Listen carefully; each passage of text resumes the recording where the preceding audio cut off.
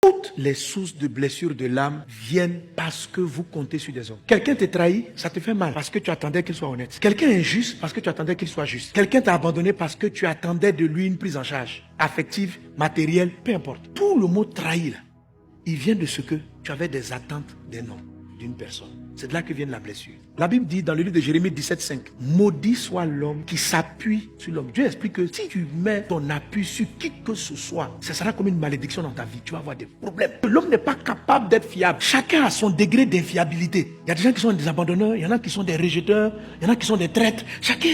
Pierre et ses camarades étaient des abandonneurs. Ils ont abandonné Jésus. Judas était un traître. C'est-à-dire lui, il était fort dans le thé là. Mais Jésus ne leur a pas voulu. Parce qu'il connaissait l'homme. Il sait que les hommes eux-mêmes sont des blessés de guerre. Et qu'ils reproduisent les schémas dans lesquels ils sont nés. Le monsieur n'a pas accepté parce qu'il a une souffrance dans l'âme. Il a un problème lui aussi. Donc vous ne pouvez pas vous appuyer sur des hommes qui eux-mêmes ont été abandonnés, trahis. Il n'existe pas quelqu'un qui n'a pas cet acrostiche là. S'il n'a pas les 5, il a au moins 2 là-dedans. Il n'y en a pas. Il n'y en a pas. Donc arrête d'être gouménisé. Il n'y a pas un homme qui ne va pas te faire mal. Et toi aussi, tu ne peux pas ne pas faire mal. C'est là que la lumière de Dieu vient vous sauver. En éclairant vos dés. Pour vous dire, si tu souffres, c'est parce que tu n'es pas bâti sur moi. Tu t'es appuyé sur ton papa. Comme il n'est pas là, ça te fait mal. Mais ton papa n'est pas fiable. Je ne suis pas ton rocher. C'est ton papa qui est ton rocher. Mais il est du sable. Ton conjoint, il t'a trahi. C'est parce que c'est ton appui. Bah, tu comptais que comme il a dit oui à la mairie, je te dois là. Tu crois que c'est fiable.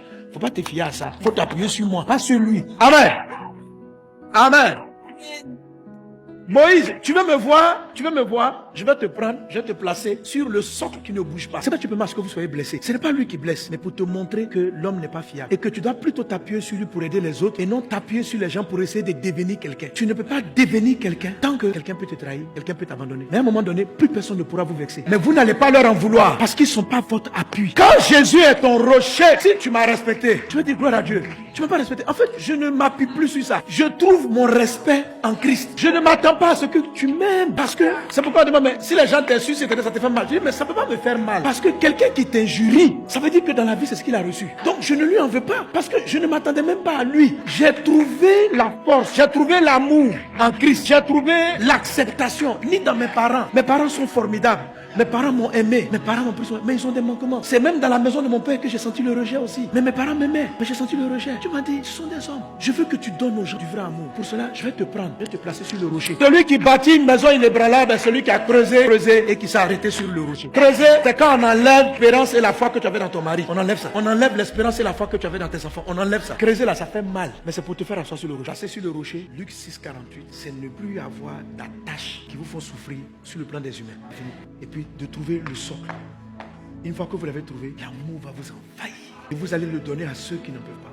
Donc quand quelqu'un m'insulte même, ce que je ressens, c'est de la compassion. Pas de la pitié. C'est comme si je vois une victime. Je dis, quand il est méchant, oh là là, aie compassion de lui.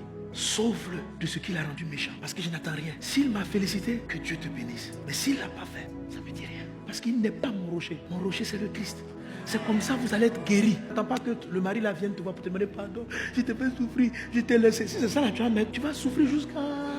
Il y a des gens qui vont se repentir. Il y en a qui ne vont jamais se repentir des injustices qui sont faites. Tu ne vas pas paralyser ta vie parce qu'il n'est jamais venu te demander pardon. Il y a quoi?